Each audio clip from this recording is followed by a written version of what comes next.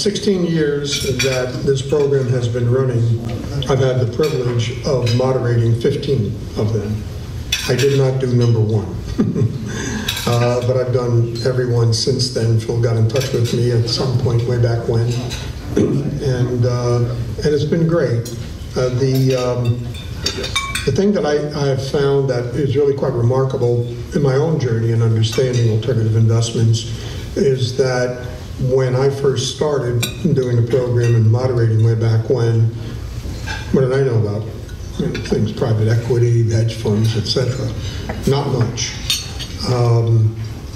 And since that time, especially over the last 5-6 years, I've gotten involved more deeply into the process, including, as Phil mentioned, I've gone from having my own firm of Blue Marble Research and an association with a couple of partners in a company called Adriatic Capital Partners, focused on private equity deals in South Central Europe, to now joining one of my partners from Adriatic Capital Partners with Redmount. And the thing that I've noticed about the whole private equity space, which I'll just talk about very briefly here, sort of encapsulates some of the things with alternative investments that's kind of important to know. And when I did a Bloomberg radio segment a couple of months ago, I think it was at the end of June, that in it I talked about one of the elements, which is due diligence. So I thought that what I would do is just very quickly touch on what I call the 7 steps of a private equity deal and just elaborate a little bit on each one of them, and I think you might find it of help. I'm learning of this in real time. I'm doing this in partnership with a couple of guys who have been doing this for quite a while, and the learning curve is quite remarkable for me. So here are the 7 steps, and I'm just going to mention a little bit in each one, and then I want to get to the discussion with our panelists. Source the deal, due diligence, structure the deal, fund the deal, close the deal, manage it, and exit. Easy to say, okay? Several of those pieces are pretty easy. Fund the deal. If you already have the money, you can fund the deal. Close the deal unless the seller or the buyer gets cold feet at the altar. You should be able to close the deal. But the other elements that are there are not so easy. And let me just touch on 2 of them real quick. Sourcing a deal. If you source a publicly traded company to invest in, you do the research, you look into it, etc. Okay, you find that this is a publicly traded company that you want to put money into on behalf of your clients. Pretty straightforward. One of the things, in fact, previously, Alvin was mentioning, when we were talking before, and that's what he loves about publicly traded companies, one of the features, which is, I can get out. Okay, but when you're talking about private equity deals, this is a reverse Godfather 3. Once you're in, you can't get out, okay? Or it's not that easy to get out. It's a 5 to 7 year process, sometimes it's 3 to 5 years, so you really want to make sure that when you're going in, that you're doing it right, and sourcing the deal starts the process off. And finding good deals are not easy. With publicly traded companies, you might look at 100 publicly traded companies. If you have a screen, you'll find 10 of them that you like and one that you invest in. But on day 2, 3, 4, 5, 7, 25, if you want to get out, you get out. But in the case of a private equity deal, when you're in that for a commitment period of time. So you really want to make sure that you've sourced a good deal, done the due diligence that's necessary to do. And those things, along with structure and funding and close and manage and exit, not that easy to do. The other element that I just want to touch on very quickly is manage the deal. You have to have the talent and the personnel that's there, that's going to manage the deal, that's going to be there working with management day to day. And there are a lot of things that through the due diligence process that if you didn't do properly in the beginning, stuff starts to happen. And it happens in the managing of the deal process. So let me just give you a quick example of one of the projects having to do with the South Central region of Europe, in which we were told in the beginning, reasonable as part of the due diligence process, that the maritime laws in this particular country were good. And it's true. In the United States, we kind of take law for granted. But over there, you want to make sure that whatever it is at the courts, they're good. In this case, it's true. Maritime law is pretty stringent over there in this particular country's case. But as it turns out, that in this particular country, there are 3 commercial courts in the country. And the one that has jurisdiction over this particular project that we are involved with is the one that has a 1-year backlog before your case will even be seen. Then you have the ability to have an appeal should you have a difficulty with your partner, in this case the owner of the business, of giving up some of the assets of the company. And they can appeal, and that appeal process can drag out for years. Now, what does that all come back to? It comes back to due diligence. Making sure that you have done the due diligence in the beginning as thoroughly as you possibly can. Never accepting what you have received as gospel. Ask the questions, be a real pain in the butt, and thorough investigation right from the get-go. Now, these are just 2 areas: sourcing, difficult, finding good deals, which, by the way, one of my projects here in the United States with one of my partners, if anybody here has any good deals and any good ideas, come and see me. We're happy to take a look at what would be good deals. Sourcing deals is really, really difficult. And then the other part is the managing aspect of it. So I just wanted to kind of touch on that because there's tremendous opportunity and tremendous benefits, and we're going to hear some of that from our panelists here in a second, but there are also incredible challenges that are involved with it. And understanding that this is why you get paid well if you do the deals and structure them well, okay? You are looking at good double-digit returns, but you have to do the homework as thoroughly as you possibly can. So with that, what I'd like to do is kind of get into a discussion here. Why don't we go from outside in? Each one of you, please give a brief description of yourself, your firm, what you do. This is a good way of everybody getting to know who you are and all. And then we'll go into a discussion. I'll ask a few questions in more general terms, more macro strategy stuff, and then please think of the questions you want to ask, because that's the meat of this program.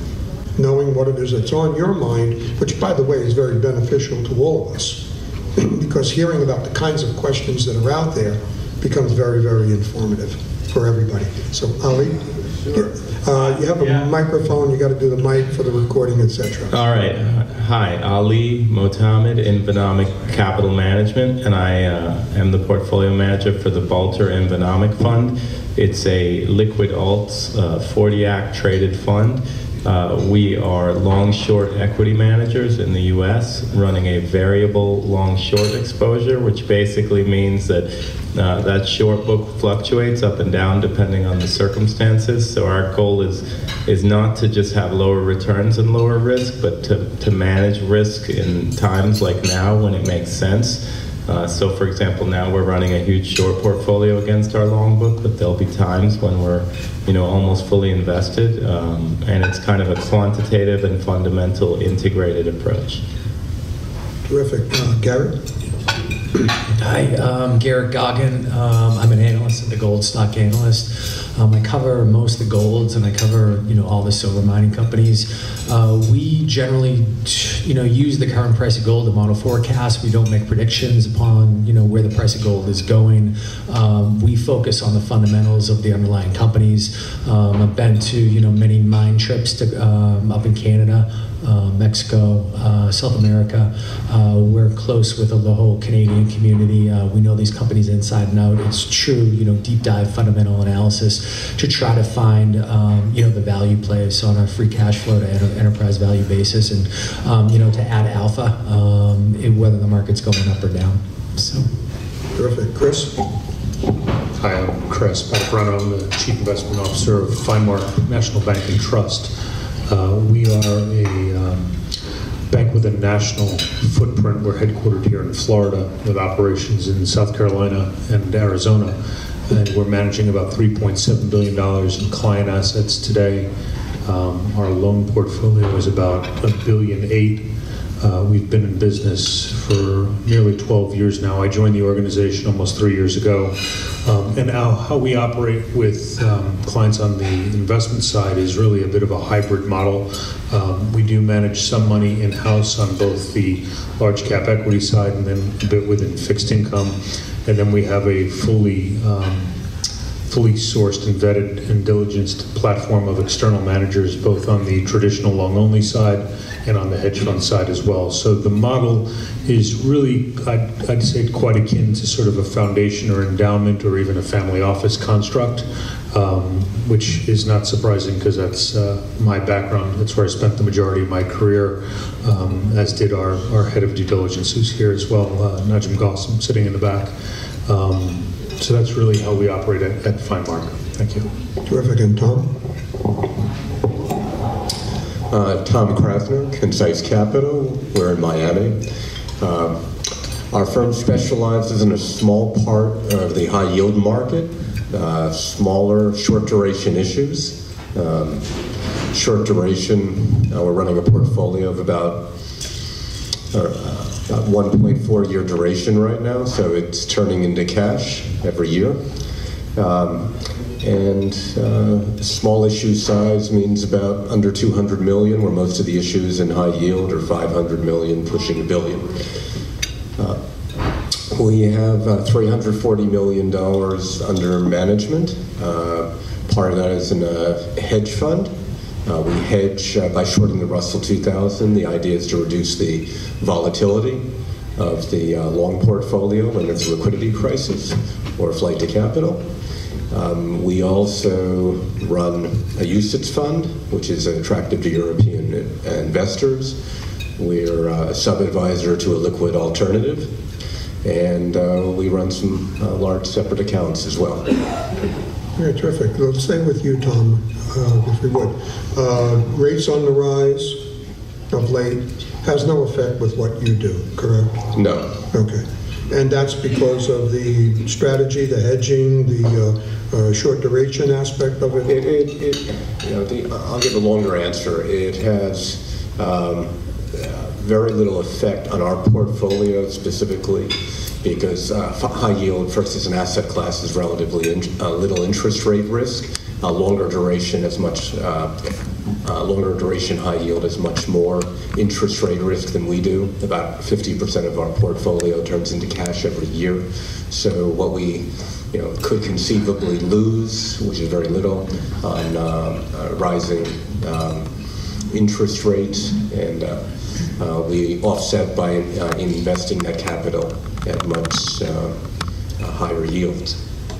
Okay, but to what extent do rates have come into the equation for you? I would imagine that if rates are on the rise, that as a comparison to other equity positions, or as Ali was mentioned a moment ago, about having short positions in general on the equity side of the equation, I would think that rising rates would be beneficial for your business in general, more assets under management coming your way because of concerns about, they're taking all the profits from Ali's short positions. I wish they were, but the reality is rising rates have had relatively little effect. I mean, in credit in general, credit spreads are very tight historically, and people are very reluctant to invest in credit because they don't see the risk reward. That may or may not be accurate.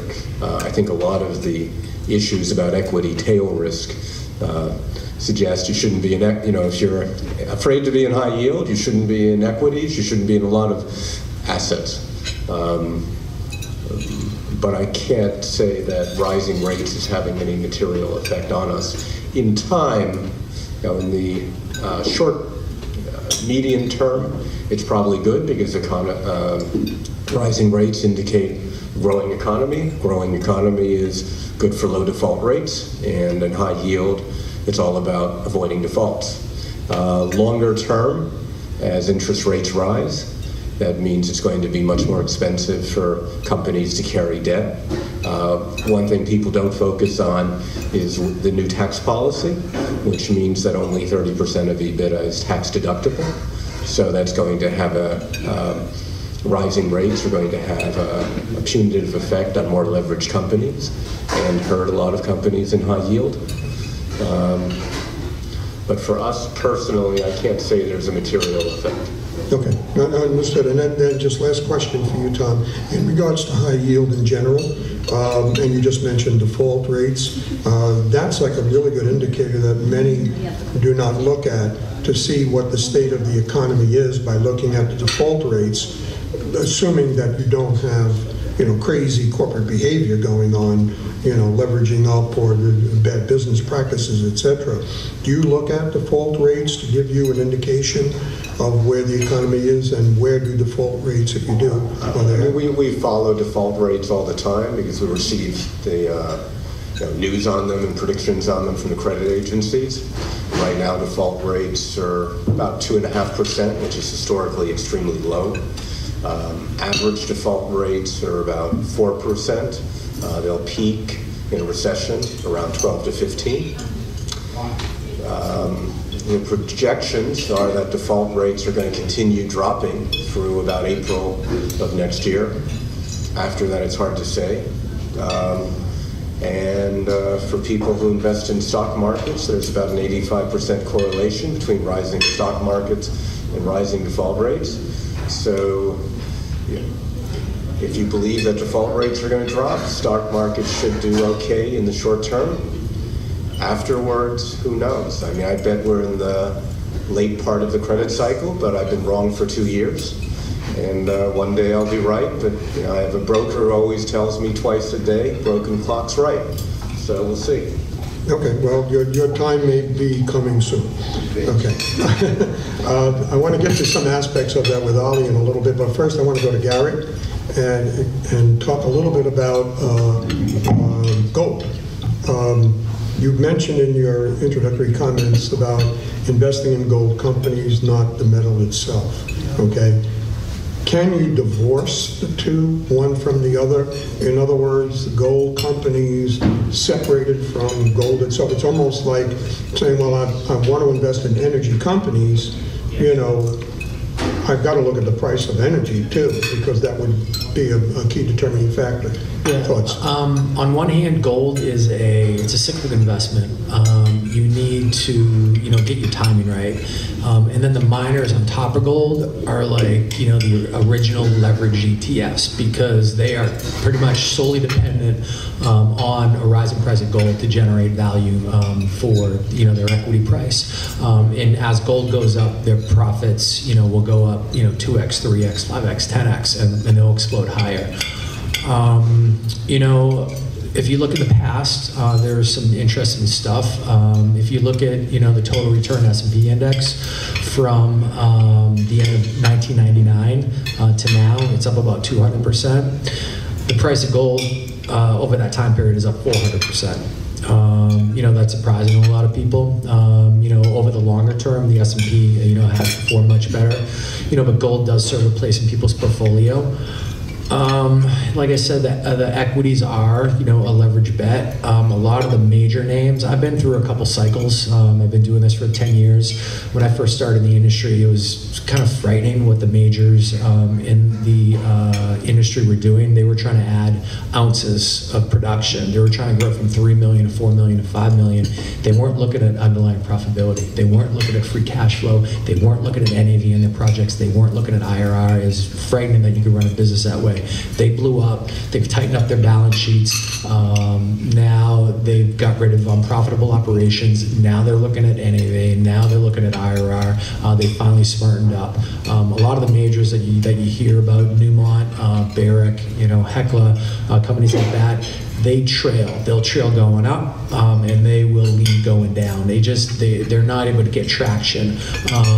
Over that, the majority of gold stocks trail the GDX, and they trail gold because they got to pay management salaries. They're not doing smart things with investors' money, although they've gotten better. But there's a couple that have done well. One of them is Franco-Nevada. That's basically the biggest blue chip in the gold industry. It's a royalty company. And Randgold, that just got bought out by Barrick.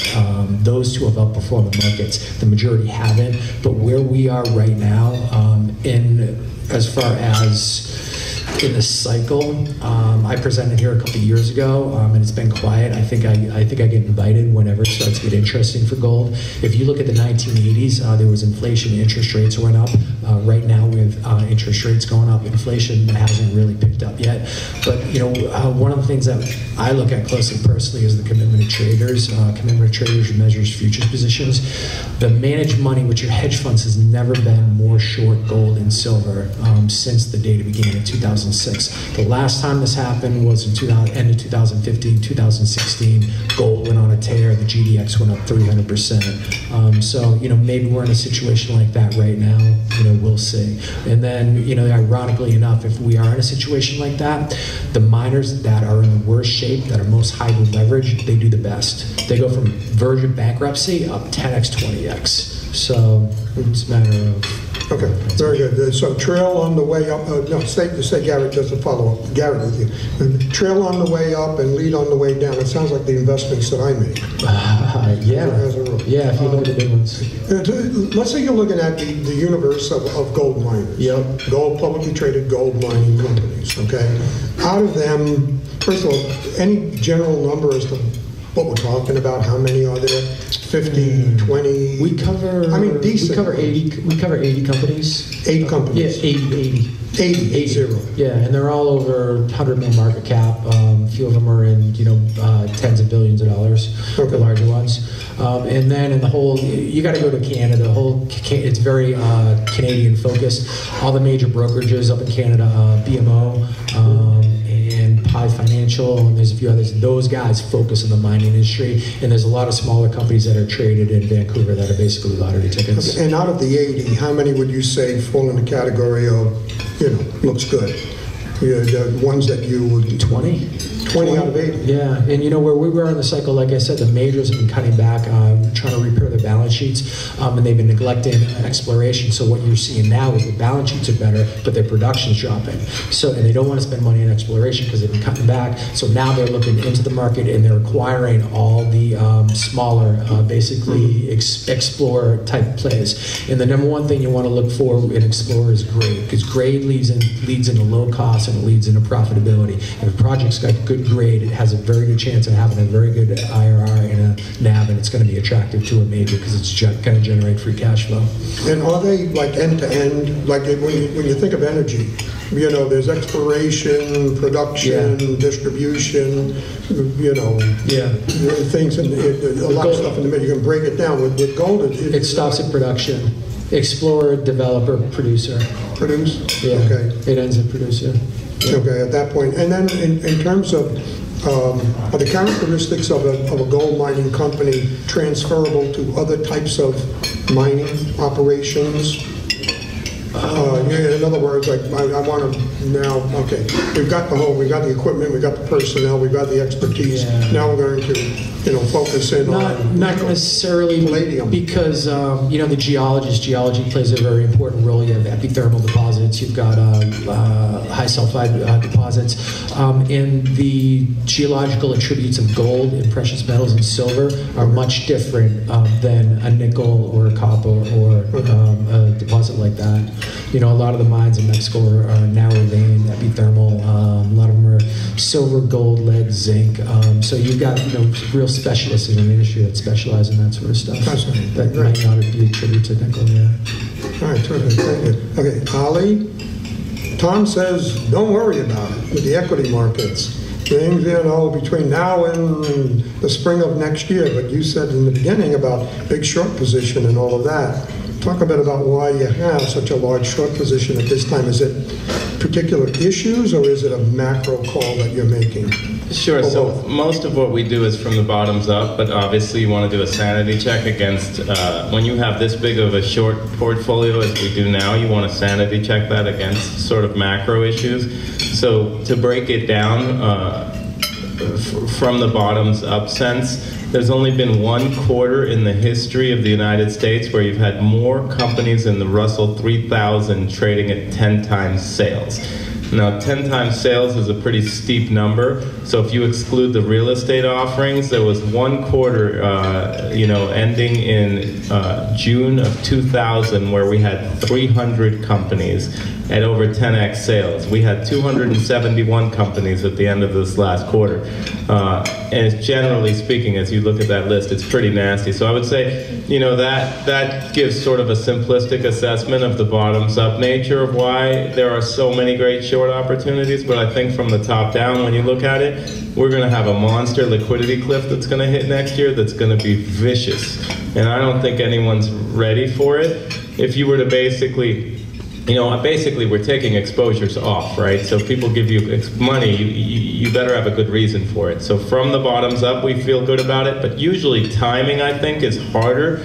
I don't think timing is so hard here, because if you were to look at, there are three sources. Stocks move up because of supply and demand. I mean, we could talk fundamentals all day, but in the end of the day, a stock moves up because someone wants to buy it, or it moves down because someone wants to sell it. And on CNBC, they can give you the reasons why it went up and why the reasons it went down, and it's the same reason. Yeah, so if you look at, there's three sources of demand. The sources are the people, the government, and the corporations. So if you look at the people, it's DPI times the savings rate. It'll give you the exact number, so disposable personal income times the savings rate. If you look at the government, it's the central bank balance sheet expansion, net expansion year over year. Then if you look at corporates, it's levered M&A and buybacks. So you can project all this. You can look at how much money came in the market. From 2008 till now, you've had an average of $1.5 trillion coming in the market a year. Next year, on a best case scenario, it goes to about 100 billion. And that doesn't consider the fact that you're blowing out deficits like you've never imagined, and all the other central banks in the world are also beginning their tapers. So we're going to have a massive liquidity cliff that we're hitting. That's going to make, where in this environment where you've had flows and you have everyone moving to ETFs, if you look at a bid-ask spread in the last trade, well, if the incremental buyer is just this blind ETF that buys, well, it buys up to the ask, and you get this beautiful upward sloping market. Now, when liquidity gets sucked out, the whole thing works in reverse. So between here and the end of next year, it's working in reverse, and it's working in reverse on top of a 10x, valuations that are at historical pretty much peaks. So I'm actually even bought some gold. It's funny. So if you look at the gold market, and if you look at GDXJ, which is the junior miners, so this is absolutely like leverage on leverage on leverage, and I just bought options on the GDXJ. So usually I don't do either of these, but it's funny because gold is the biggest short interest you can find right now, almost in history, pretty close. And then on top of that, if you were to look at the gold market, so crypto's been big for people, but if you look at the gold market, it's tiny. People don't appreciate it. So in aggregate, there's 30 billion in market cap in the junior gold miners. So Van Eck, that runs this GDXJ, has almost blown up the junior gold miner industry, and that's why I don't like the underlying, because the instrument could explode. But it could explode to either side, so the options are interesting. But if you look at it, Van Eck owns 15% of every single junior gold miner. So imagine what happens if you get a run-up in gold and people move to the miners. The thing is just going to go vertically ballistic. So I bought like a tiny, literally like a 5 basis point option position in this the past week. And if it goes up, like you said, I mean, it could be a 50-fold return. But we're pretty cautious. Okay, and I want to bring Chris into this in a little bit, but stay with you, Ali. No, stay there, Ali. Just a couple of market-related and market-specific related issues. Shiller's Cape Index. You didn't mention that. It's at near record levels other than the dot-com period. Mm-hmm. Yeah, I mean, valuations are a little crazy, generally speaking. And I think rates, another thing people don't appreciate is you've had a lot of things that have been positive for margin expansion. And when you look at labor costs, when you look at rates, when you look at taxes, these all take margins down. So I think one thing people don't appreciate, for example, in this rate rise that we may potentially have, 200 bips of rate rise is like 12 to 13% to S&P earnings.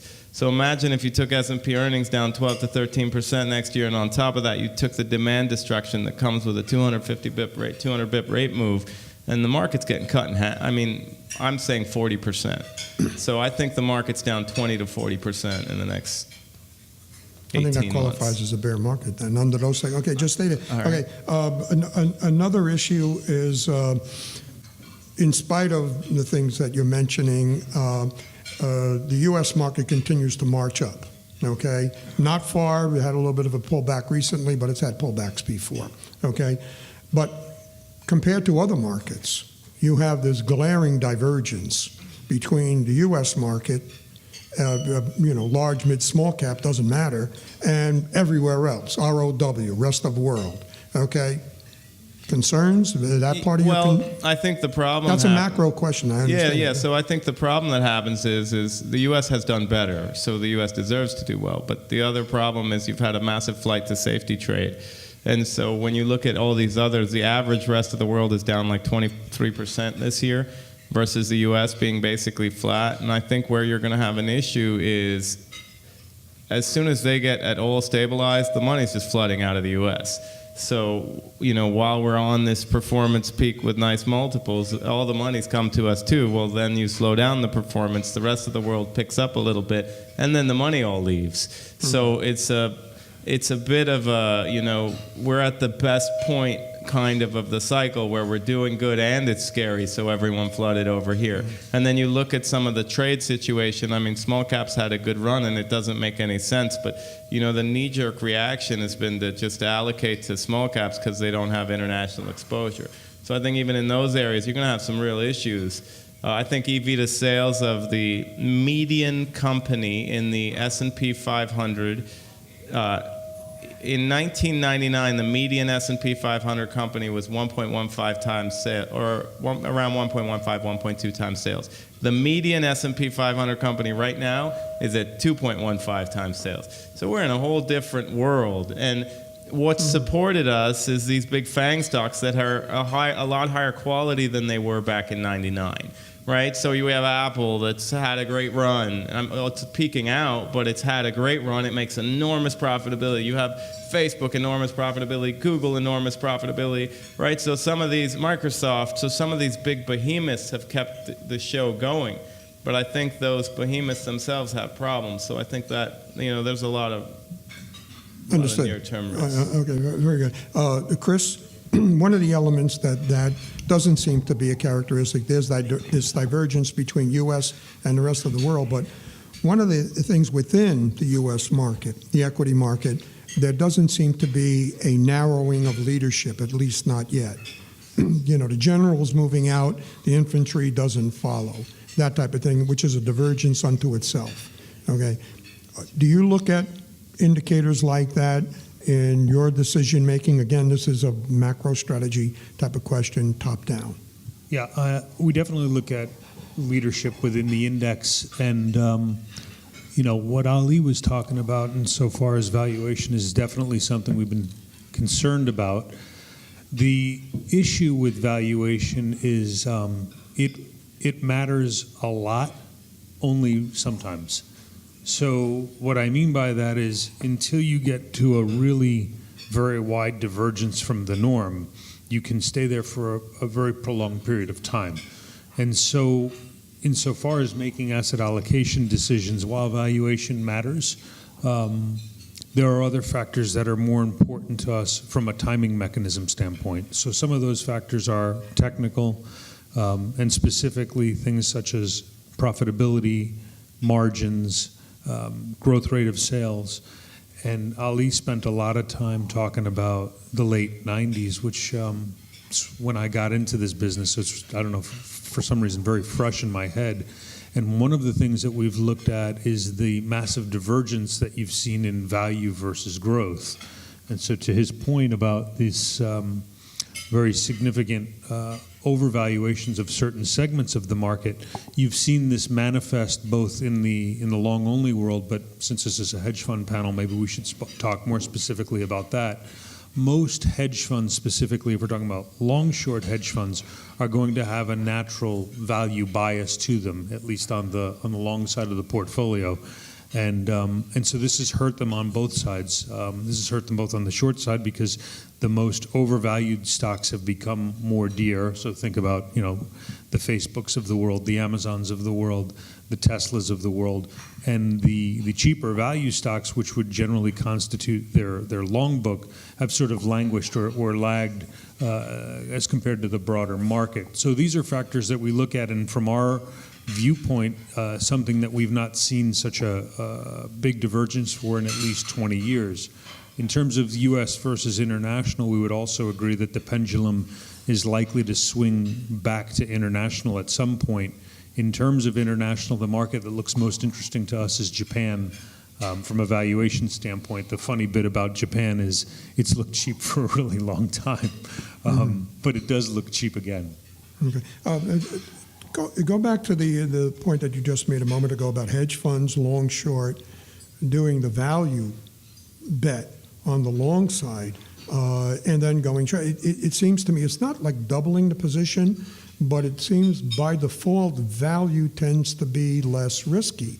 So why would you not, in a balanced mix, have growth and short rather than value and short? Because under those circumstances, value and short, there's a tilt. The tilt is to the downside. The value is trailing.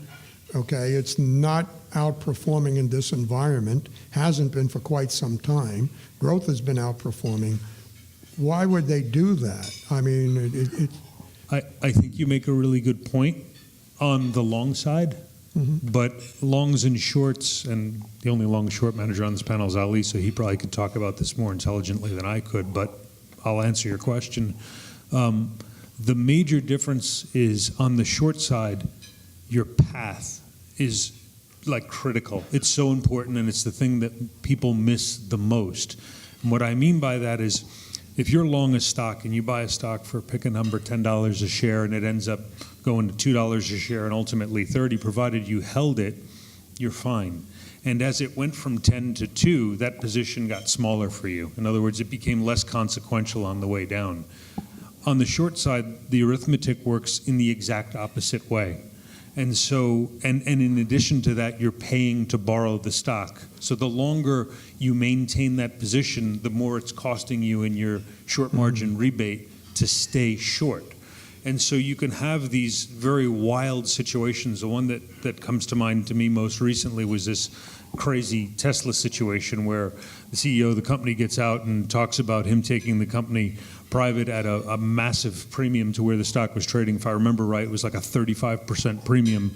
Was that when he was smoking the weed? Yeah, exactly. And it was, so I guess, a sort of ode to his girlfriend, who apparently enjoys smoking marijuana as well. Right. But that the stock were going to be taken private at $420 a share when it was trading for, I want to say it was about $330, $340 at that point. You could ultimately be right if you were a short seller, but an event like that can completely take you out of the stock. And so that's the difference when you think about value.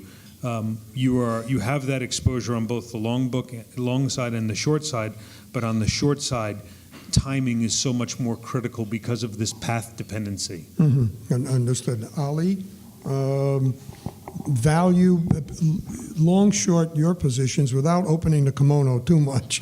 If you can give us some sense of where you're at on the long side of some of the positions, do they fall in value or growth? And in the short end, the time period that Chris is talking about, does that resonate I with mean, you? we're very value biased. I think that what people need to do on the shorts, I think where people have failed on the short side is they don't recognize that, there's a reason that people may like a stock, and not everyone has to agree with you. And if they like the stock and they want to continue liking it, they're not going to sell it, and it's not going down, so you're going to get beat up really badly. Right. I think, like, for example, a company like this is Netflix.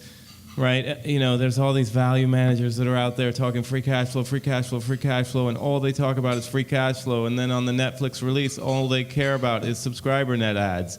If they put nothing in that release except the subscriber net ads and just said, we won't tell you the rest, the stock would have been up 10%.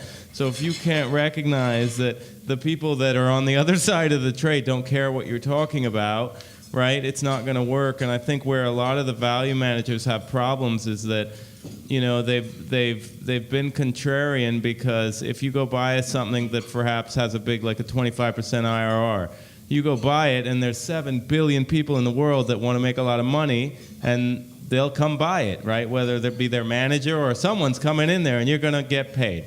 So they take that same mindset and they try to apply it to the shorts world. So they go out there and short something because they say to themselves they're convinced it's crazy.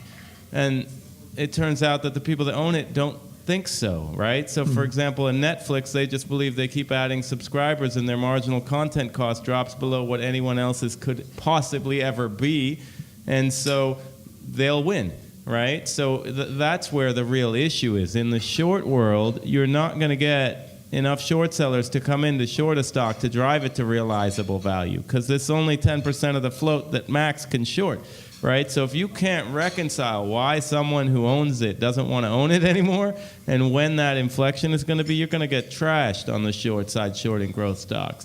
I think generally it's this mental inability to kind of step outside your own box, right? That whole contrarianism that makes someone a good value investor, you just got to shut it off. Almost when you go to the short side, you've got to understand your perspective, but you need to understand their perspective at least as well as your perspective, because you're only getting paid when they change their mind and say, "Oh, you were right," right? You're not getting paid just because they got, they got other people came in and realized it. Understood.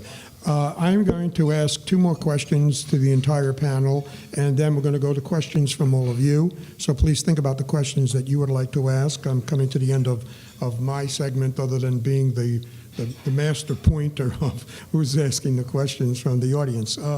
We talked a lot about challenging issues for all of the markets, particularly the equity markets. One of the things, and this is going to tie into something else with alternative investments, one of the things that is a positive, if you look at the alternative investment space, and I would imagine this is a positive in general for investing, and that is dry powder. There's a lot of capital that's sitting out there. If you just look at it from the point of view of hedge funds and private equity and the trillions of dollars that sits there, and it's dry powder and it's committed money and it's going to go, and that whole dynamic of the alternative investment space impact on the publicly traded market, I would think that that has to be a dynamic that's there, that's driving equity prices, and for a while, the bond market in a positive way. Any thoughts on that dynamic of the dry powder, the alternative investment space, the money that sits there, its impact upon, in general, issues that are publicly traded and privately held, the whole valuation dynamic that's there? Any thoughts on that? It's a broad stroke, open-ended question, and if you all give me a blank stare, that's okay too. Yeah, please. I mean, I think it's a big market, right? We have a $28 trillion market. So if you look at some of these, it's still a little small in this grand scheme of things. And if you look at $1.5 trillion of liquidity injected every year, I think even if you look at these massive private equity funds that have been raised, it's not that massive compared to that. But at this point, they do have a lot of dry powder. They have to put the money to work. Rates are low, and so they are providing a bit of a bid under it. And I think people have forgotten to some extent that you make a long-term commitment. I don't think people appreciate these long tails on the commitments that they're making to some of these alternatives, perhaps. Right? I remember in 2010, people were freaking out because they still had a commitment that they had to give someone, and then now, it's not as much of an issue. But I think it has an impact. It's driven multiples a little bit, especially with rates being low, but I don't think it's enough to offset. Well, do you think that it has some kind of an impact in the sense of it moving the needle because of the fact that it's at the margin? Yeah, I think it's definitely at the margin, right? We're seeing I think private equity multiples are like 11 times EBITDA, right? So they're paying up and they're buying stuff. But I think that it's smaller than. I think the problem is when you go all ETFs, what happens is you destroy the small cap market. So when there's not as much small cap issuance, and when small cap companies just decide that they don't want to be in the market, right? The market doesn't support them anymore. You used to have 5,000 companies in the market. So now you have 4,000. Well, 1,000 of them just basically shifted to the private market. It didn't so much change the dynamic from the capital standpoint as much as it just shifted it from the public market to the private market, Okay. in my opinion, a little bit. Anybody else have any other thoughts? Okay, then to interject a question here about ETFs. Anybody concerned about ETFs? The impact they have on your sector and fixed income and the equity markets, gold markets. Anybody have any thoughts on that? Ali, you've got it. I mean, I think that if you look at the small cap, the ETFs are only work in the big indexes, right? So buy an S&P 500 ETF. It's wonderful. It's tax efficient. At Fidelity, it's free, right? But if you step away from that, it's a disaster.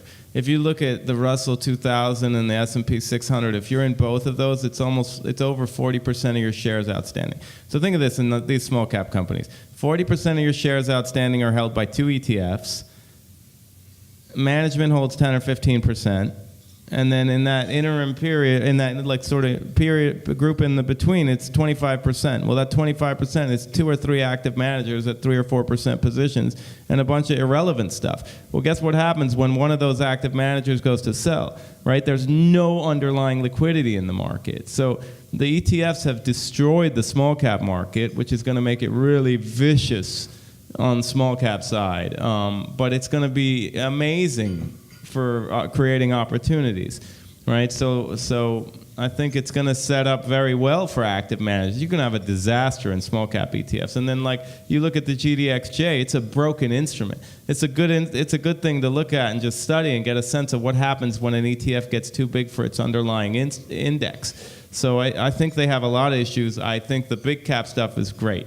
Right? Mm-hmm. Buy a big cap ETF. But I think when you move away from that, be very, very, very careful.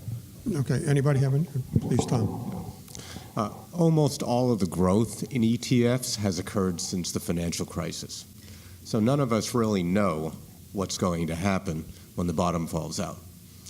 Some people who've studied ETFs tell you they'll work out fine. A lot of people have misgivings. We follow an ETF as our benchmark, the HYS. I can tell you it's more volatile than the high yield market as a whole. It's more volatile. It's more affected by supply and demand. And Ali could be completely right that watch out once there's a liquidity crisis, but we just won't know until that occurs. And a lot of the things we've tried with moving away from active management, moving to ETFs, moving to really just passively investing, they are experiments. And we've had the luxury of being in the biggest bull market in history, and at some time it's going to end. And it may not end well.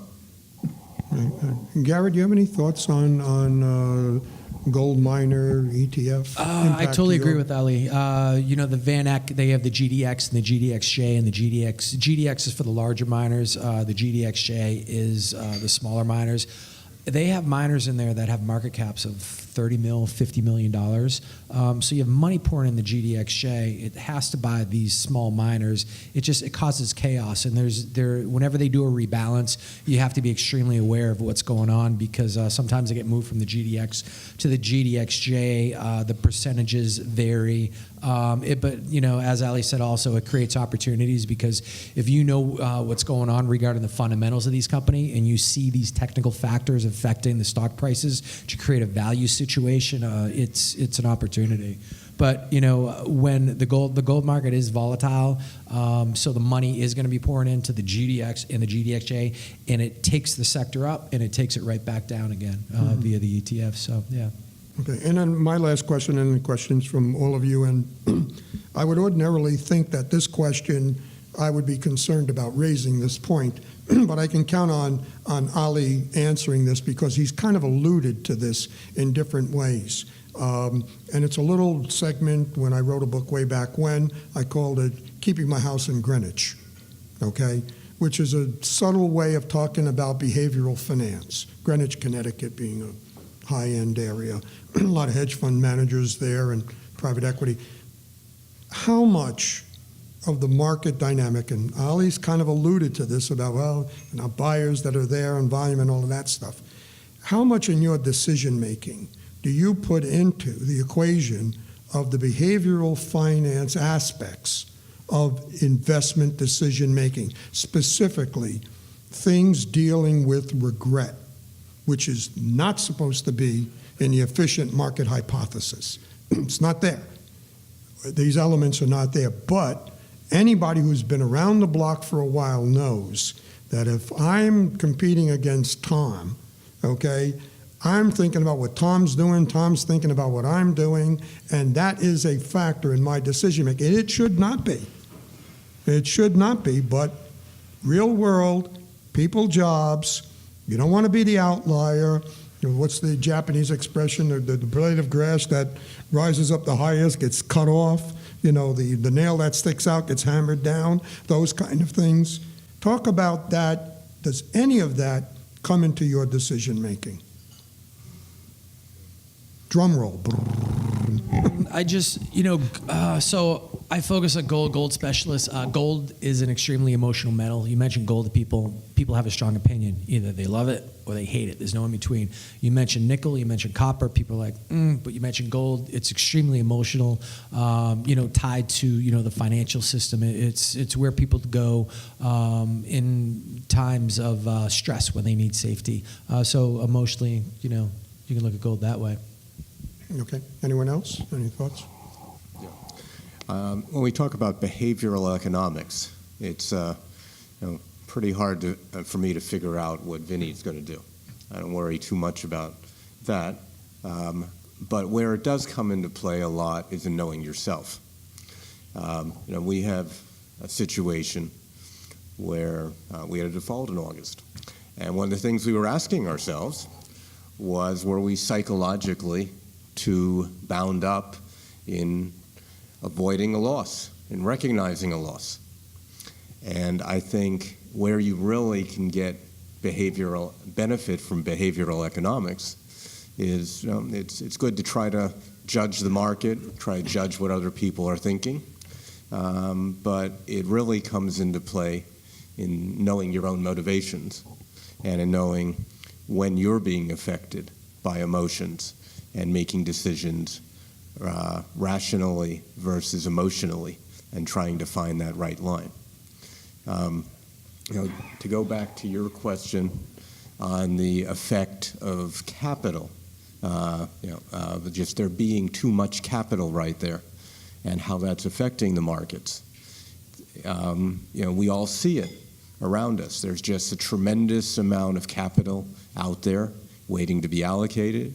It's huge valuations in the equity market, record or near record credit spreads in high yield, an 82-story building being completed next door to me in Miami. Just too much money out there. And it's going to run until people get scared, until something changes. We don't know when things are going to change and what that catalyst is, because by definition, things are unknowable. And the catalyst you can't see until it comes. But something's going to end this, and that's the time things are going to change.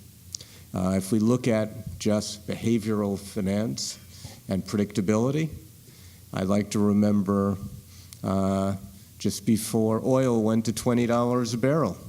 Was it, I think, late 2015, early 2016? We were following the forecasts, and after oil went to 20, I was looking at one firm which published the predictions of about, I think, the 25 leading oil forecasts. It was at 100. The worst forecast from 100 for the following year was 85. Nobody saw it going to 20. Nobody's going to see this bull market end or know when it's going to end. But at some point it will. At some point, the too much capital is going to change into fear, and money being kept in treasuries and cash in safe assets, and then people will be scared to invest when it's right, because we've all seen it before, and we know the music's going to play the same way. We just don't know when. And Concise Capital's AUM goes up? We'll see. We'll see. Okay, yeah, Chris? One of the things that we pay careful attention to, and I don't know if this makes us really unique or not, I'm not quite sure about that, but we really focus heavily on flows into ETFs and into mutual funds, and we break it out by asset class. We study this at least monthly, if not more frequently. And one of the things that has continued to give us a rather large degree of confidence in continued outperformance of equities is the very minimal participation that retail investors, as measured by ETF and mutual fund flows, have had in this bull market from the bottom. And to put that into perspective, they still actually have had fund flows out of equities and into fixed income instruments. And as sort of sad as it might seem, retail investors are really good at doing the wrong thing on both the top and the bottom, and make for a wonderful indicator. It's easier when I can make these conversations in front of an audience like this versus potential clients of our bank. They sometimes will get insulted when we tell them we look at retail investors as sort of easy marks. But this is something that we've done. So I don't know if it's a behavioral finance thing, but it's something that we look at insofar as where we would believe dumb money would make mistakes. Mm-hmm. Okay. And Ali, you have any thoughts? I just have a book recommendation, which is Thinking Fast, Thinking Slow by Kahneman. It's like brilliant. It's really will change the entire way you think about everything you do in your life, and it's all built up. I mean, he won the Nobel Prize for behavioral economics. It's really, really, really, really good. Yeah, excellent. And by the way, just a little addendum to this. A number of years ago in Aspen, Colorado, I was at an event with the money manager, David Dreeman. I don't know how many of you remember that name. And he had created this Institute for Behavioral Psychology. And he was, and this was before Kahneman and Tversky, and well, Tversky didn't get it, but Kahneman and Vernon Smith, I think it was, received the Nobel Prize. And Werner de Bond, who was one of the leading thinkers in the behavioral finance, behavioral economics, behavioral science field, I asked him a question. When do you think behavioral finance is going to be incorporated into valuation models? And he said at the earliest 10 years, and that was in 2000. And it still hasn't happened. So if it's not quantifiable, it's not in there. But everybody knows this is the way the game is played. It's just how do you quantify that and exploit that as an investor? Not a real easy thing to do. So this was great. We covered a lot of ground. We have time here, a fairly sizable amount of time to go over questions. So please, want to go here and then there. Yes, sir. Garrett, what is your take on the Barrick and Reingold marriage? Mark Bristow, the CEO of Reingold, that was one of the top performers of any gold stock over the past 10 years. He did an amazing job. They had the Gabali mine, and he worked in basically Africa, the DRC, the Democratic Republic of Congo, Mali, some really tough areas. He made basically all the workers there stakeholders, and he really brought the community, and that's why he's been so successful. That's getting a tougher place to do business because, as the government see that the mines are profitable, they come in, they want more. It's a very tough place to do business. And then John Thornton, the CEO of Barrick, he's a Goldman Sachs guy, so he's not a miner. So, he cares about free cash flow and financial measures like that. So Bristow's coming in and he's going to take over Barrick, and his CFO, Mark Shuttleworth, who's going to be running the numbers behind them. It's kind of like apples and oranges. Like, Bristow does a great job, but I don't see the synergies between, heap leaches in Nevada and, deep, vein mines in DRC. But that's the sort of things you see at, market bottoms, big consolidation within the industry and mergers amongst equals. Yeah, excellent. Question over there. Yes, sir. So, Ali, I thought it was a very decisive comment about the need for a short to understand what would change a long opinion. on a stock. And it reminded me a little bit of a book Ned Davis wrote a long time ago about it's not being right, it's about making money. And it also reminded me of a phrase that the difference between salad and garbage is timing. To what extent do you use technical indicators? If you do, which indicators do you use? And Chris, I think you also said you use technical indicators. I generally don't use too many technical indicators. I mean, I'll look at relative strength just to, pay attention to things more, but that's very, very sort of simple stuff. Most of the time, it's trying to understand what the catalyst from a fundamental standpoint is, really understand what is it that other people are looking for so that when that isn't there, you can act. So much more from a fundamental level. I'm going to add one more thing to that, and tied to the discussion before regarding psychology. Obviously, there's some really smart quant funds that are popping up across many industries, whether it's equity or fixed income or crypto. And some of the ones right now, one of the successful things is they're measuring investor sentiment by tapping into the Twitter feed and doing some neuro-linguistic stuff in order to measure sentiment. When it gets too frothy, you want to get short, and vice versa. And that's a way that's interesting that you can quantify sentiment with if you're good at that. Yeah.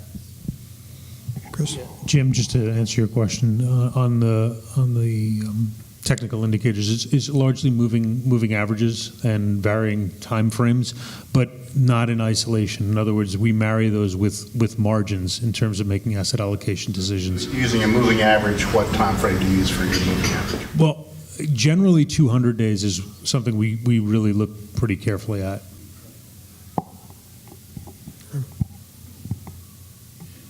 Wow, we've answered everybody's questions. Yes, sir. Please. The corporate buybacks have been a lot of inflows there. It's kind of supports up there. I don't know if they're exactly, but they're pretty high. We just had the peak blackout period, and that's kind of coincided with this most recent downturn we had. What do you guys think that continues? At what point do you think the corporate buybacks kind of run out? Is there a certain, as interest rates go up, leverage is harder to put on, so you have to kind of bring that down?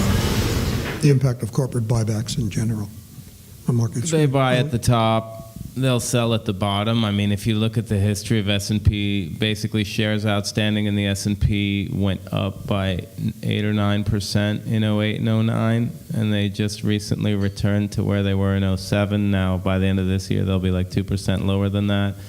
I think as you walk into next year, that'll all end. This was a big repatriation holiday. If you look at you look at Apple, they can't buy back $25 billion worth of stock a quarter. They don't have the money. They don't have the cash flows. You look at from Cisco's to Oracle's. These are just monster cash piles that were sitting overseas that they couldn't do anything with, and then they got the green light, and the only thing they could think of is buying back stock. So I think that we're at $1 trillion this year. It's at an all-time high. If you were to look at the chart, it goes up to 07 and then it just dies. And so I think we're back up past 07, and I don't anticipate it will continue. Okay. All right, and let me follow up with one or two questions while everyone sort of thinks about. And you do have your dessert there. Did they serve the coffee? Maybe if we got the coffee going, we'll get some more questions along with the dessert. But let me ask both you, Chris and Ali, in regards to fund flows. Do you look at fund flows as a dynamic? I think that you had said earlier, Ali, that you do in terms of your investment decision making. Yes. Yeah, we do. We definitely do. And we look at it really from not investing in individual funds. We use it. It sort of drives part of our decisions around asset allocation. So, like for example, most recently when we looked at it last month, major outflows out of Europe. And as I said earlier, the big statistic that we've constantly maintained is lack of retail participation in this equity bull market that began in 2009. So we use it both on the fixed income side and on the equity side, and think it's very meaningful. Okay, understood. Ali?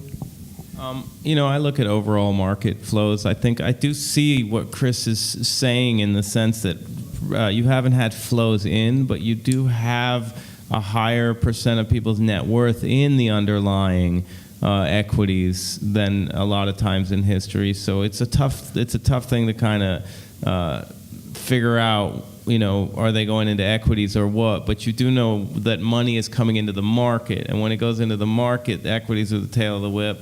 So, I don't have as much good granular data, but I just kind of keep an eye on money's coming in, it's going to drive demand, whether that means it pushes rates lower and then it pushes multiples up or not. It all kind of works the same way, and the equities are the tail of the whip. Mm-hmm. Understood. Okay, here we go. Yes. So I will ask that frequently people obviously invest their clients one way and invest themselves slightly more esoterically. So usually I love to ask people what their small bets are that they're hoping they're going to, and Garrett kind of shared the GDXJ or the RAM, but then the professional recommendations. But what are you investing in personally that you're hoping really takes off? I think Allie's probably the most esoteric out there, but I will maybe Tom. Most of my liquid net worth is invested in the hedge fund, which makes my clients happy. And when I go visit them, they ask me, "How much are you? Where are you invested? And how much are you guys invested?" And I, tell them it's pretty much all invested in the fund, except for the house I own and a few things. Outside of that, and I'm talking about very small amounts, it's actually sitting mostly in cash right now, just because I'm concerned about really the things Ali alluded to in the medium term.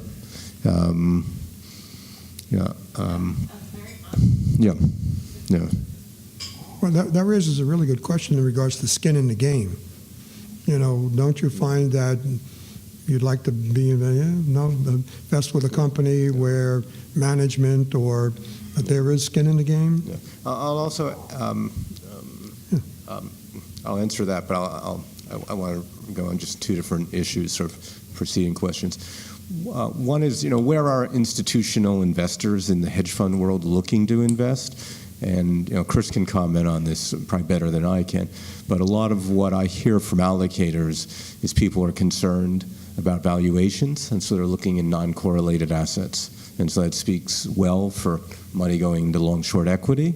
But there's been a huge boom in private debt, and a great deal of funds going into things that are very esoteric. Private asset-backed deals, litigation settlements, all kinds of strange things, just because people are looking for protection when the market does turn south. And so that's one thing to be aware of, and how a lot of professional asset allocators are looking. It also makes it a bit hard to rate assets in high yield. I was going to talk on fixed income flows. Chris and I were laughing about that in credit, in high yield, fixed income flows have been hugely negative since 2017, and they've started and into 2018. In the summer, they started to level off and be flat. Now they're we're seeing outflows again. But where's the money? Well, a lot of the money is going into investment grade. So if you're interested in thinking about your fixed income allocation, I think investment grade is attracting money, and probably will continue to do so, especially if Ali's correct. Then to answer your question, we go out and we visit companies, and we like to see how management's compensated, who owns it, and all of those issues are critically important in the decision, because as Vinny said early on, you have to get the due diligence right early, and you have to make sure that what you buy, there's an alignment of interests. Yeah, in terms of my own portfolio and how it would differ from most of our clients, first I'd say I think I finally recognized that I should stop running my own portfolio and basically have moved away from doing that and have given all my money to our managers. So I really don't have much of a PA of individual equities anymore, and I think it's a lot smarter. It's sort of like the shoemaker's children have no shoes. In terms of allocation, the big difference between me and most of our clients is age. So I have virtually no exposure to fixed income, and probably a lot more exposure to alternatives, and specifically today, trend following CTA systems, both short-term sort of neural networks, longer-term systems, just in anticipation that if this market were to roll over, those are likely, at least in my view, to be things that could really become very negatively correlated very quickly. And right now actually tend to be somewhat positively correlated because they're long equities given the long equity trend that we've been in. So that correlation benefit would unlikely kick in right away, but if we have a real bear market manifest and not just sort of a 1 or 2 week blip on the radar screen like we seemingly have gotten this time or in the first quarter, it's something that really could help protect capital. So that's the difference between me and our clients. That raises a really terrific point about a future program here, a part of alternative investments, which is neural nets and other CTA, those kind of approaches and investment opportunities in the alternative investment space. I don't think we've ever covered that in the 15, 16 years. I think that would be something maybe we'd put a little bit of effort into for next year. Okay. Okay, I can ask another question. Okay, here we go. Yeah. Chris, primarily for you, asset allocation, portfolio construction type of question. What's the universe of alternatives that FineMark looks at, and how do you go about making those decisions between the different flavors, whether it's hedge fund, private equity, real assets? So today for us, and this is by no means exhaustive, but today for us at FineMark, the three major areas for alternatives are long-short, sort of macro CTA, and then multi-strategy. Our exposure to privates thus far has been very limited, not because there isn't demand for it, largely because prior to my joining the organization, there was no internal research effort there, and so there was really no method to have access to these types of strategies. But our goal for 2019 is to begin to onboard more private opportunities, be it in real estate or equity or other illiquids. We view these as potential alpha areas insofar as the idea of trading liquidity for returns, but also recognize that some of what's sold to investors out there is really malarkey.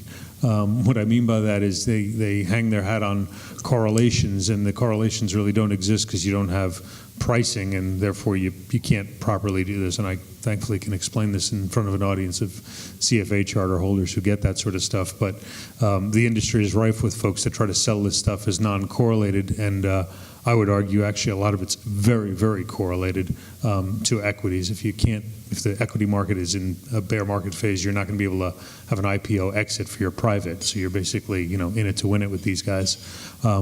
I do think that there are other illiquid opportunities that you can take, and there is an economic rent to be had there for giving up some of your liquidity. But to date, we've not done much of it. Okay. Yes, sir. Kind of for Chris, you talked about monitoring ETF flows and then selling it to retail investors. Could you explain that? Just a little bit better. What are you actually doing there? Sure. So we have a number of third-party research tools that we subscribe to. These are sort of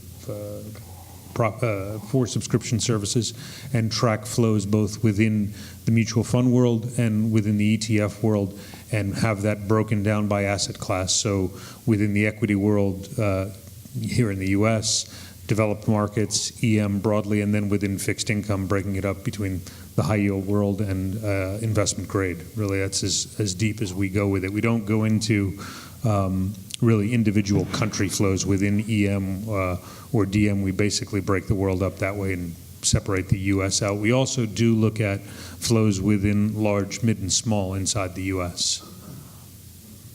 One of along the lines of what Ali had said earlier, in regards to Apple and having the cash and, what are they doing? They're buying back their stock. Is part of the dynamic, and does anybody have any concern about this, if this is so, that there just aren't enough good rates of return opportunities that are out there? You got a lot of liquidity on the corporate side.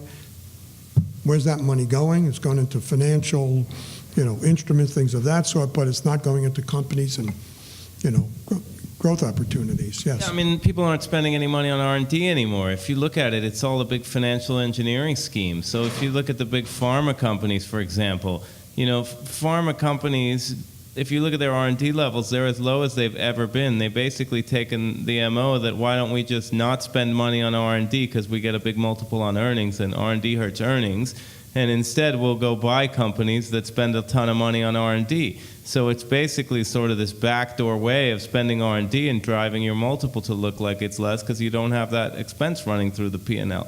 Right? The traditional way to do it would have been to go just develop the drug yourself. Don't wait for someone to go do it and then go pay $20 billion for it. Right. So I think that there's financial engineering that's going on, right? There's a little bit of gaming that's going on. And I think companies like Apple, I mean, they just have so much cash, right? They hit a moment in time. They made a product like they make the Mac back in the day, right? So this is number 2. This is lightning in a bottle number 2 for Apple. They made the Mac. They got up to 18% market share. They had a closed system. Everyone in their, all the PC-based guys came in and crushed them. And now we're, in inning 7 of the iPhone setup, right? Apple's now about to become the 4th biggest cell phone manufacturer in the world. Their unit sales are down. There's 6 billion cell phones floating around the world, and they don't have anything else. So they got to buy back a ton of stock. But it's just this lack of running it through the R&D line, right? It's a lack of spending because they know the market rewards, multiples on earnings. And, well, if you spend on R&D, you don't earn money. So just borrow money and go buy what you want. Tom? Yeah, we see a lot of plays in the oil patch being in high yield. And, one of the fascinating things about oil and fracking is that fracking companies don't make any money. So we've become, I think the world's largest exporter of oil. But the cash flow isn't there. These wells get drilled. They have much faster production curves than normal wells, which means you have to spend a ton of money to get to the oil. You get good production for a year or 2 years, and then it starts to peter out. And if you look at free cash flow, you really wonder how sustainable this cycle is. And you easily could see another catalyst here being that the easy money, which is financing all this development in the oil space, isn't there, and that could cause a lot of duress in oil companies, especially as those companies need to make the financial payments that finance the capital expenditures to get them to the production levels. And as part of my role, I'm the CIO of the bank, but I also sit on our board, and we're a real bank doing lending all day, every day to both individuals and commercial entities. And what I'll say is there's definitely a slowdown occurring in lending. Specifically, we're seeing loan paydowns. This began last year, and it accelerated into the year, and we've seen it all year this year. As spreads have compressed, traditional spread lending models like ours and other banks become more compromised as you're paying your depositors more, and it's harder to find loan demand. So this is real. Another indicator that I would look at, and I'm actually surprised that it's moved so far so fast, have been the home builders. If anyone's not paid attention, these guys have been absolutely crucified this year. And it's been obviously a good year to own equities, and these guys have been just tattooed. So as someone that, sits on the front line and sees what mom and pop businesses are doing all day, every day, I'll tell you that they're borrowing less money than they were. They're paying back money at faster rates. Defaults don't exist thus far, at least in our world. We've not seen defaults on loans. Property prices have held in. But those that we're using, and I'm talking about high net worth and mega wealthy individuals that were using their own balance sheet, are doing less of that than they once were as a result of the tick up in rates. Okay. A question in regards to alternative investments and a motivating factor for organizations like CalPERS and others to invest in the alternative space. One of them being you're not dealing with mark-to-market. So because you're not dealing with mark-to-market, you're not dealing with pricing, and so if you have a required asset liability match going on in the case of a pension fund, if you don't have to mark-to-market, okay, isn't that an incentive to go into the alternative investment space? Anyone have any thoughts on that? It's either that or I'll do the Kirk Cousins touchdown dance. It's that, because we got to do 2 hours, right? So I can do Kirk Cousins. I mean, I think they feel like it's okay because the last cycle they were bailed out so fast, so they never had the mark on those instruments, right? So if you go to, if the market gets trashed and it bounces back because you're going to go buy, trillions of dollars worth of bonds and bail everything out, well, then don't worry about mark to market. But in the reality is these cycles usually go a little longer. You're going to have to market, and it's going to scare the hell out of people when you market to market. So I think this is just this sort of figment of people's imagination that there's no marking to market. You didn't just make a loss disappear because you didn't want to talk about it, but right? If I'm a pension fund and I'm hypothetically CalPERS, and I have 20% of my portfolio in alternatives that are not mark-to-market, okay? Mm-hmm. I can list down the values based upon what? Private valuations, or, although, in other words, it's not specific to the investments. I mean, I'm not saying anything nefarious here, okay? But it just seems to me that it would be something that would be helpful to pensions. To not have to mark. I think it's helpful to the career of the allocator that put the money in there because they can't get fired in 6 months, and when it hits the fan, they're going to go get a new job before it has to be mark to market. So it's a wonderful career management behavioral Well, it's kicking tool, the can down the road. right? It's beautiful, right? You don't have to know what I have in my book because I don't have to tell you, but I know what's in there, and when it gets nasty, I will leave. And you could take care of my problems, right? But in the end of the day, other than that, it does nothing. So I personally think it's unethical, right? I think the reality is you are marking every day. Unethical is not illegal. Well, Okay. I mean, I don't think it's going to play out well for people that are doing it for those reasons. I understand that private equity's driven nice returns for people. I understand that small caps have disappeared to some extent. I understand these big pension funds need to access that side of the market, right? So if they're doing it because of that, it's a reasonable, fair way to do it. But if they're doing it just for mark-to-market reasons, then they're people that you shouldn't go near, as far as I'm concerned. Yes, Chris. Well, this is what I was trying to allude to before. In other words, the reason to invest in privates isn't because you can hide your losses in some sort of accounting gimmickry. That's crap. The reason why you should invest in privates is because there's some sort of mispricing there that you can take advantage of, and this is what I was talking about when I said if you could trade some of your liquidity, if you didn't need all of your liquidity and could capture that in the form of higher returns, then that makes a lot of sense. But to do what you're describing is this sort of classic agency risk problem, and Ali's mentioning this too. There's a lot of bums that sit in these asset allocator seats and they see value in the seat. This is no different than in the long-only world where you had people saying things like, oh, well, you can't get fired for owning Philip Morris or IBM or GE. And guess what? You can, and you should. And they should carry these bums out because they give the industry a bad name. And it's really, I think, the difference when you're looking at managers and trying to understand the difference between people that are truly active and are just benchmark huggers.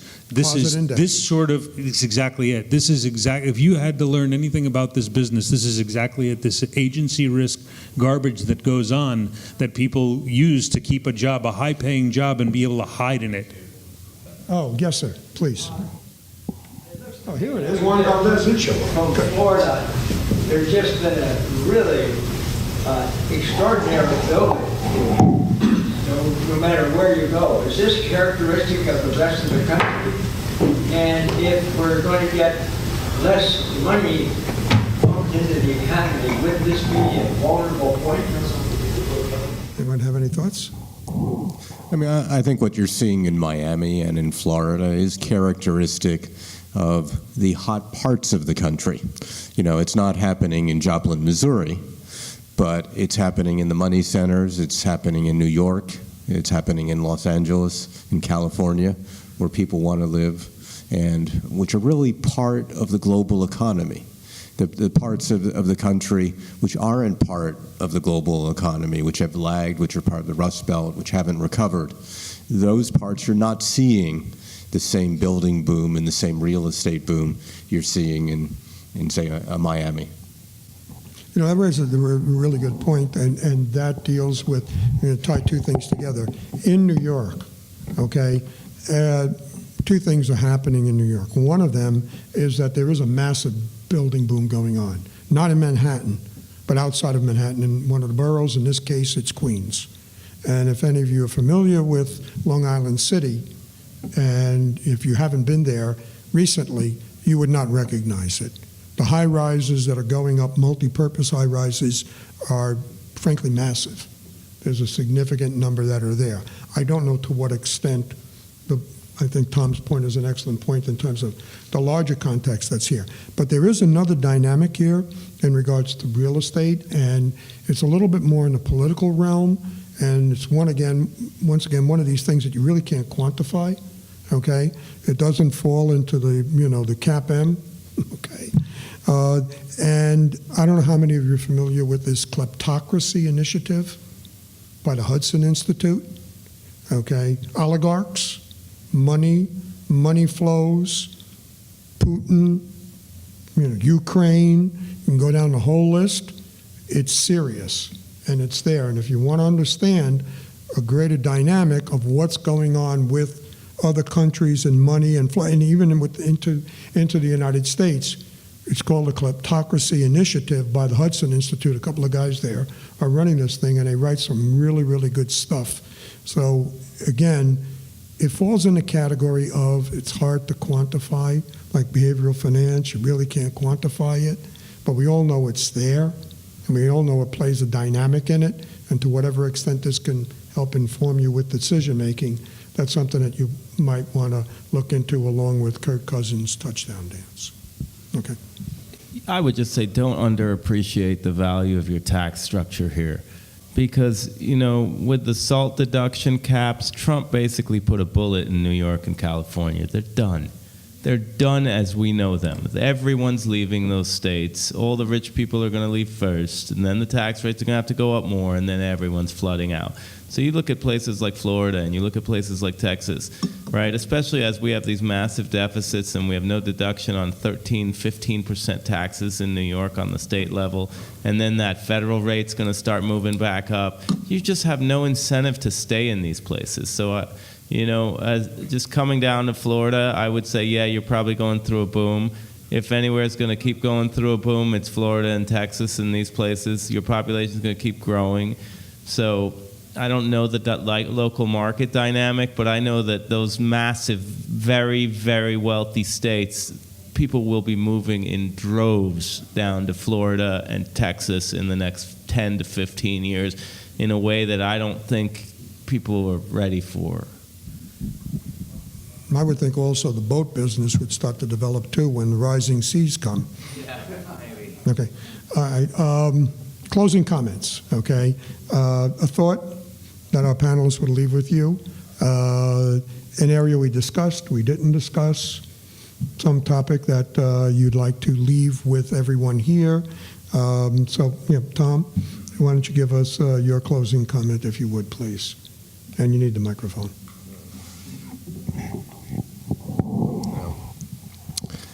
I think you've heard sort of my prediction. It's not really a prediction. It's just based on what the credit agencies are saying about the default rates. You could have something of a run here for a few more good months.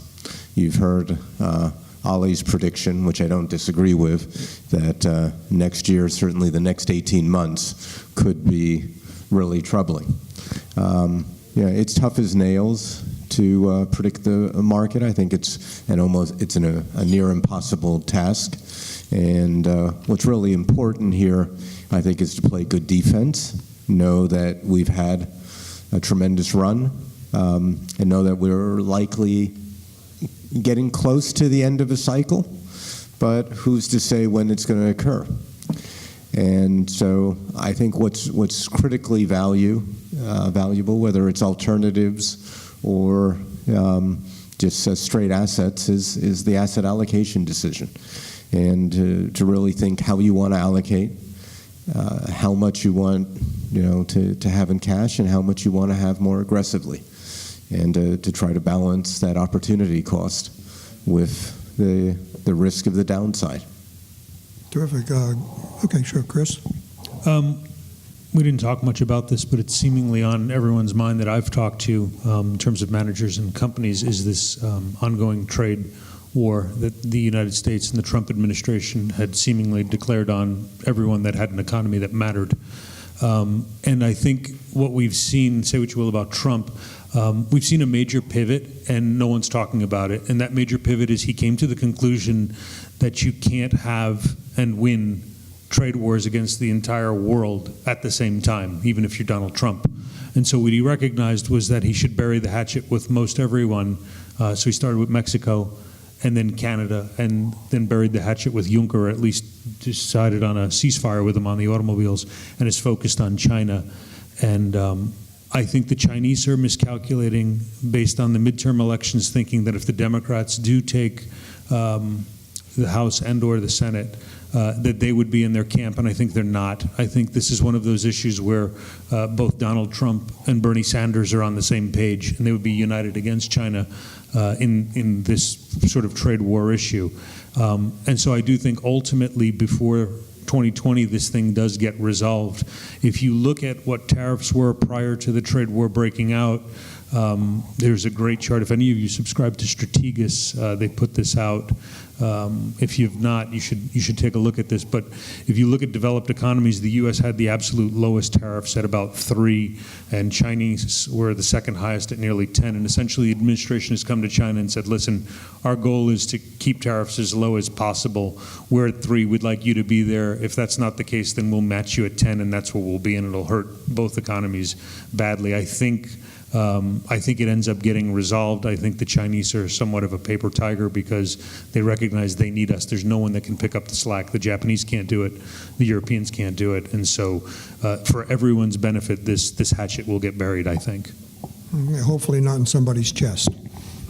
Okay. I just want to close with, our economy's basically been rate driven. If you take a look at rates from 1980 to now, they've basically been straight down.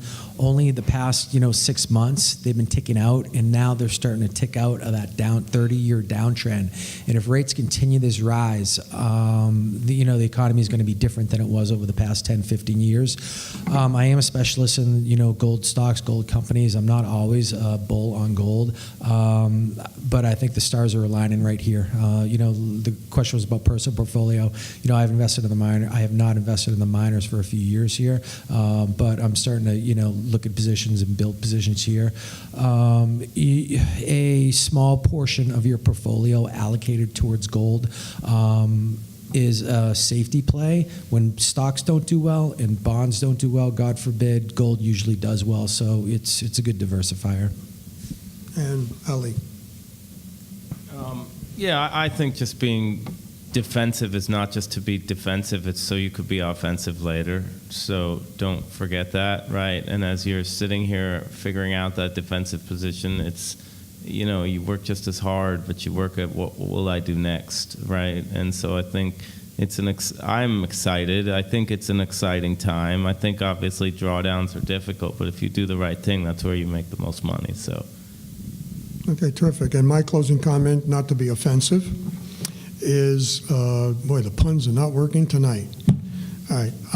First of all, thank you all for coming here. Thank you for hosting this event to the Society once again. Thank you, Phil. Please do come on January 16th. I have the privilege of moderating that event, and we should have a really good program, outlook for the year ahead, that type of thing. And I ask all of you to please join me in thanking, well, I want to thank Mark also, does a great job. Everything gets posted up on the website. Absolutely terrific. And I ask you to please join me in thanking our panel for a really excellent discussion. Thank you.